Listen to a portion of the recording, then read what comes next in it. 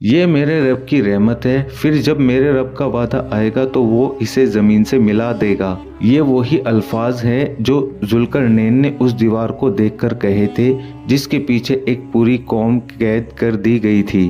یاجوج ماجوج کوئی کہانی نہیں اور کوئی متھک نہیں، بلکہ یہ ایک سچا واقعہ ہے۔ اور سوال یہ نہیں کہ وہ موجود ہے یا نہیں، اصل سوال ہے کہ وہ اب تک روکے کیسے گئے ہیں اور کس دیوار کے پیچھے ہیں۔ یاجوج ماجوج، قرآن نے انہیں دھرتی میں فساد پھیلانے والی قوم بتایا۔ اسلام کے مطابق وہ انسان ہیں، حضرت نوح علیہ السلام کی نسل سے ہیں۔ وہ کوئی دانو یا جن نہیں، لیکن ان کی تعداد، ان کی وحشت اور ان کا فساد اتنا بڑا ہے کہ پوری دنیا کانپ اٹھے۔ اس قوم کے بارے میں بتانے سے پہلے ہم اس واقعے پر ایک نظر ڈالیں گے۔ قرآن مجید میں اللہ تعالیٰ ایک ایسے بادشاہ کا ذکر کرتا ہے جسے طاقت دی گئی، علم بھی دیا گیا اور زمین میں سفر کرنے کے راستے بھی کھول دیے گئے، تو وہ اور کوئی نہیں، ذوالقرنین ہے۔ اللہ فرماتا ہے کہ ہم نے اسے زمین میں اختیار دیا اور ہر چیز تک پہنچانے کا سادھن دیا۔ ذوالقرنین نے پہلا سفر سورج کے ڈوبنے کی دشا میں کیا۔ وہاں انہوں نے ایک ایسی قوم دیکھی جو ظلم اور گناہوں میں ڈوبی ہوئی تھی۔ اللہ نے ذوالقرنین کو اختیار دیا، چاہے تو تم سزا دے،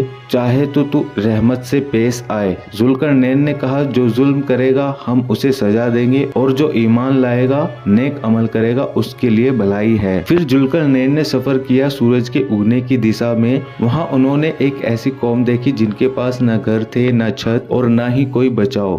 ذوالقرنین نے انہیں کوئی نقصان نہیں پہنچایا، انہوں نے ان کی حالت پر چھوڑ دیا، کیونکہ وہ جانتے تھے ہر قوم کو اس کی حالت کے مطابق سمجھنا چاہیے۔ پھر ذوالقرنین پہنچے دو پہاڑیوں کے بیچ کی ایک جگہ۔ وہاں کے لوگ ٹھیک سے بات بھی نہیں سمجھ پاتے تھے۔ انہوں نے فریاد کی، یاجوج اور ماجوج زمین میں بہت فساد مچاتے ہیں، کیا ہم آپ کو مال دیں تاکہ آپ ہمارے ان کے بیچ ایک دیوار بنا دیں؟ ذوالقرنین نے جواب دیا، جو میرے رب نے مجھے دیا وہ تمہارے مال سے بہتر ہے۔ ذوالقرنین نے کہا مجھے لوہے کے ٹکڑے دو۔ انہوں نے دو پہاڑوں کے بیچ لوہے کی چادریں رکھوائی اور ان پر پگھلا ہوا تانبا ڈلوایا۔ جب دیوار مکمل ہوئی تو یاجوج ماجوج نہ اس پر چڑھ سکے اور نہ اس میں سوراخ کر سکے۔ اس وقت ذوالقرنین نے تکبر نہیں کیا، انہوں نے کہا یہ میرے رب کی رحمت ہے، اور جب میرے رب کا وعدہ آئے گا تو وہ اسے زمین سے ملا دے گا، اور میرے رب کا وعدہ سچا ہے۔ صدیوں سے لوگ پوچھتے رہے ہیں کیا وہ کاکیشک میں تھی،